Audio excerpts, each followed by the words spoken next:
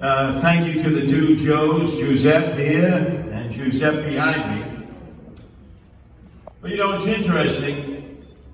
After Mr. Floyd was killed in the streets of South Minneapolis and all hell broke loose, almost all of it directed at the police around the country, I was standing in the belly of the beast in New York City amongst all the Black Lives Matter and Antifa protests.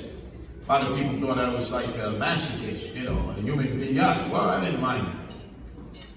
And they'd all come up to me and say, "Oh, Curtis, Black Lives Matter." And I said, "Oh, absolutely. Black Lives Matter, all lives matter." "Oh, you can't say that."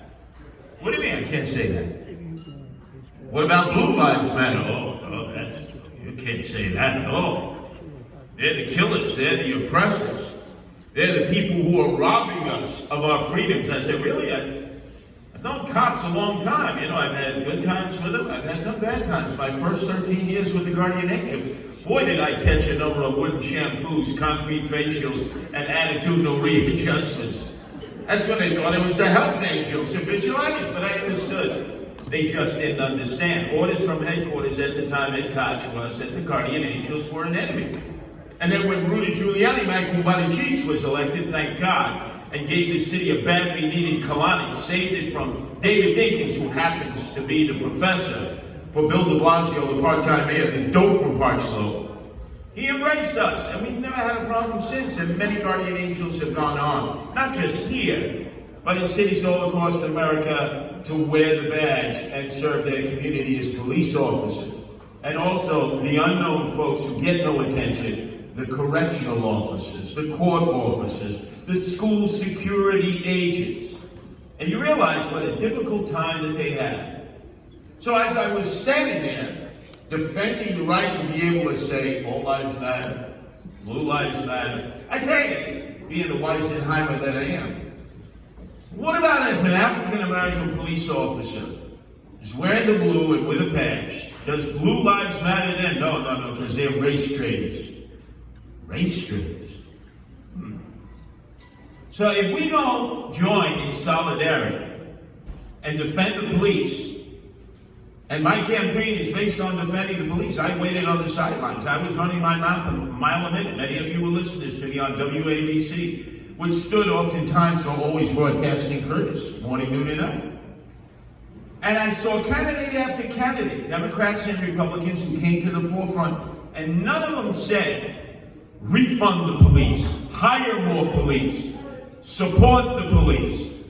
They all seem to be doing a dance.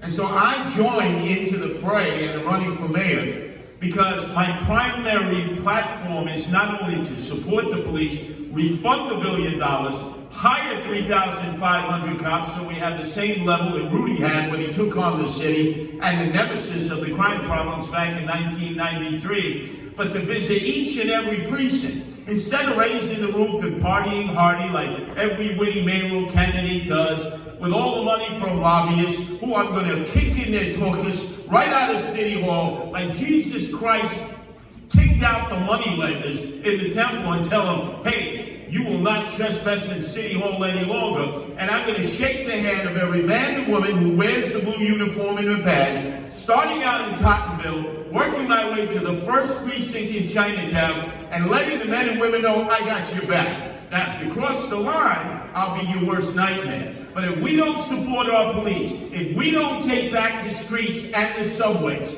and the parks and return equality of life and normalcy with broken windows theories being implemented again, zero tolerance, then our city cannot recover.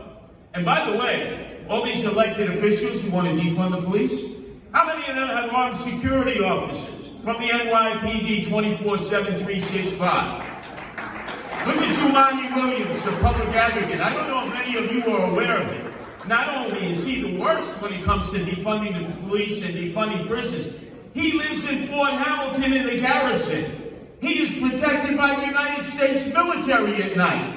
This sanctimonious hypocrite. When I am mayor, any police that are assigned to me are going to go back on the beat busting their shoes. The day that I need security in the city of New York is the day I go to Boca Raton and either retire in the 6th borough of the city of New York or get a job hanging wallpaper. We need police in the streets. We need them to save our city. And I give you my word, as I shed my blood in the streets of New York City, and I really shouldn't be here, I was dead and buried 3 times over, that I will not only honor those who have died in the line of duty, who have served in the past, but I will personally go to each and every precinct and make sure they hear it directly from me when they shape up for the day's activities to provide peace, safety, and tranquility to a population, unfortunately, that has been brainwashed that they are the enemy and not our friends. Brothers and sisters together in solidarity. That's how we're going to take this city back. That's how we're going to get it back on track. And we're going to do it through the police department of the city of New York. Thanks for having me here tonight, and know that you got a friend.